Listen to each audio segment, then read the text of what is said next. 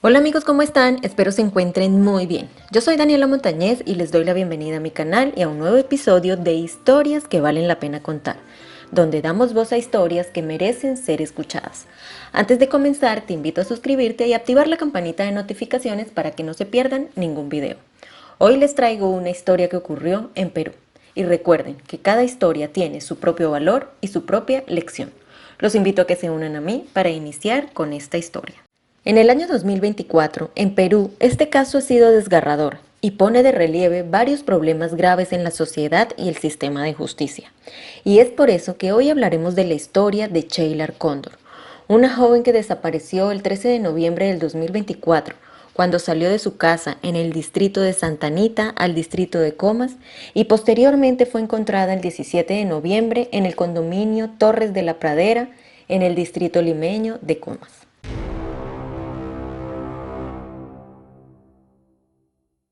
Cheyla Mayumi Cóndor Torres nació el 7 de abril de 1998 en Tarma, provincia de Junín. Tenía 26 años de edad. Era la hija mayor de Elsa Torres y Máximo Cóndor. Cheyla estaba estudiando un secretariado y trabajaba como cajera en el restaurante de sus tíos. Además le encantaban los animalitos y a veces cuidaba de perritos, además de disfrutar del contacto con la naturaleza. Cheyla quería adoptar o comprar un perrito, por lo que a inicios de noviembre ella se contactó con un hombre a través de las redes sociales, porque le vendería uno. Este hombre era Darwin Mars Condori Antesana, de 25 años de edad, y era suboficial de tercera, miembro del Escuadrón Verde de la Policía Nacional del Perú.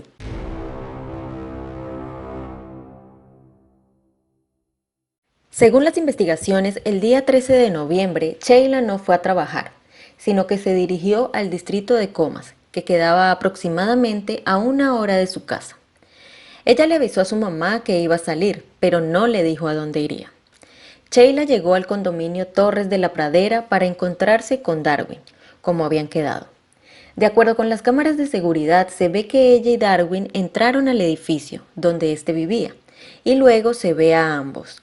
Cheyla llevaba a un perrito cargado de pelo blanco, pero luego ya no se supo más nada de ella.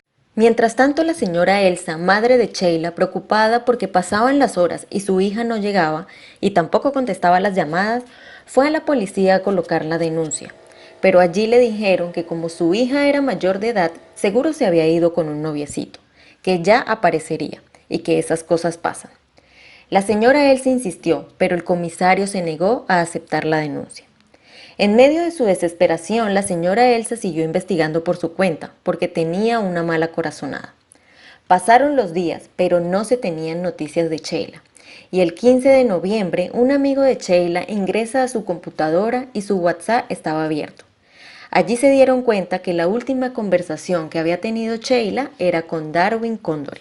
Los mensajes decían que él la había invitado a su casa, en el distrito de Comas, y ella había aceptado porque le vendería un perrito. Cheyla le decía que solo se quedaría hasta las 4 de la tarde, pero Darwin le insistió que después se tomaran algo. Con estas pruebas, la señora Elsa fue a la comisaría de Santa Luzmila, en Comas, para realizar la denuncia contra Darwin. Sin embargo, allí le pusieron muchas trabas. Primero le dijeron que como ella vivía en Santa Anita, no podían aceptar la denuncia, ya que no era su jurisdicción. Luego sostuvieron que no se podía poner el nombre del suboficial, porque si Cheyla aparecía, Darwin las podía denunciar por difamación. En todo momento, claramente, los policías rechazaron la denuncia y trataron de que la señora Elsa desistiera, omitiendo sus funciones. Paralelamente a todo esto, un oficial llamó por teléfono a Darwin, preguntándole por el paradero de Cheyla, a lo que él respondió asegurando que Cheyla se había ido de su casa al final de la tarde del miércoles 13 de noviembre. Pero ante la insistencia de la señora Elsa, el 15 de noviembre la policía emitió la alerta por desaparición, obviando vincular al proceso a Darwin. Además de que se dice que tras la queja de unos vecinos del condominio Las Praderas de un olor desagradable que salía de uno de los apartamentos, el 16 de noviembre las autoridades, junto a la señora Elsa, fueron al domicilio de Darwin. Cuando llegaron al apartamento, encontraron una habitación desordenada y caótica, y el cuerpo de Cheyla dentro de una maleta escondida debajo de la cama, y otros en el baño. Por supuesto, Darwin no se encontraba en el lugar y pasaba a ser el principal sospechoso. Lo buscaron en su lugar de trabajo, pero allí les informaron que había trabajado hasta el 15 de noviembre, por lo que se desconocía su paradero y se encontraba prófugo de la justicia. Por este hecho detuvieron a una mujer que alquilaba uno de los cuartos del apartamento y a 5 hombres, todos estudiantes del Instituto de Educación Superior Tecnológico Público Naval. Ellos aseguraban que habían estado allí por una reunión y que no habían percibido nada extraño, pero luego fueron liberados.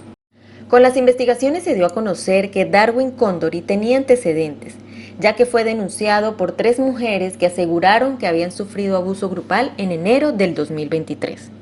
Incluso una de ellas relató, sin dejar ver su rostro, a un canal de televisión abierta que ella, junto a sus 2 amigas, fueron al apartamento de Darwin para la inauguración de su apartamento, donde también se encontraban otros 2 miembros de la Policía Nacional del Perú. Según el testimonio de la denunciante, Darwin le invitó una bebida y luego de ello perdió el conocimiento. Cuando volvió en sí, se encontraba pasando por exámenes de médico legista que confirmaron el abuso. Además tenía moretones y heridas por todo su cuerpo que demostraban lo sucedido. Una de sus amigas sostuvo que ante su negativa, Darwin la golpeó y trató de ahogarla, por lo que tenía huellas de dedos alrededor del cuello. Sin embargo, Darwin pasó solo 15 días detenido y luego continuó trabajando por las calles como si nada.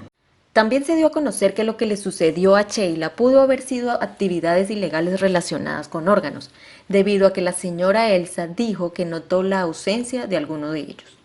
Sin embargo, el Ministerio Público indicó que no se pudo determinar las causas del deceso de Sheila, debido a la descomposición del cuerpo.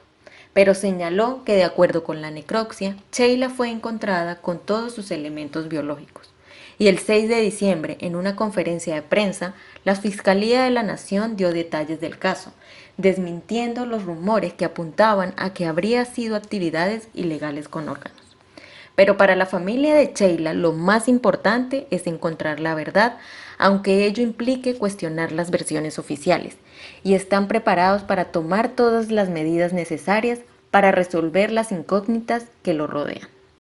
Paralelamente a todo esto, las autoridades seguían con la búsqueda de Darwin, y el 19 de noviembre una llamada anónima los alertó indicando que Darwin se encontraba en un hotel llamado Las Perlas, en el distrito de San Juan de Lurigancho, a donde se dirigieron las autoridades, pero para su sorpresa, Darwin fue hallado sin vida, atado a un rack de un televisor con una herida profunda en una de las muñecas.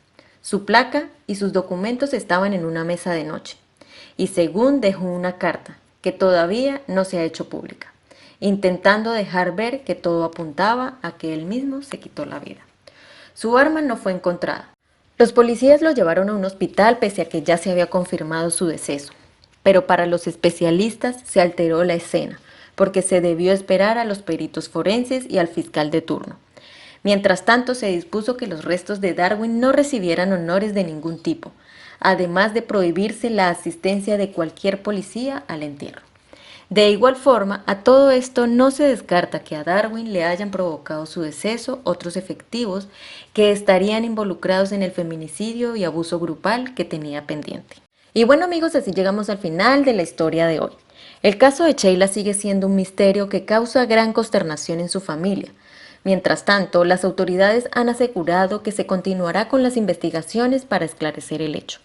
La familia de Sheila insiste en que no descansará hasta obtener respuestas claras y transparentes sobre las circunstancias que lo rodean, asegurando que aún hay muchos cabos sueltos sobre las explicaciones dadas por la Fiscalía de la Nación tras la presentación oficial sobre el caso.